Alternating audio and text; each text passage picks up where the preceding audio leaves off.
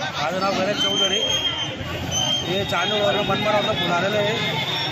तर यावर्षी सदर फुलांना भाव नाही आहे आणि ग्राहक कमी प्रमाणे आहे.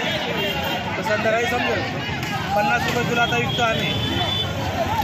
नागरिकांचा प्रतिसाद बऱ्यापैकी आहे, पण ग्राहक नाही आहे, त्याच्यामुळे 50 रुपये किलो विकावं लागू राहिले. माझे नाव माधुरी सोनवणे. आम्ही धुळे गावीले पथक आहोत.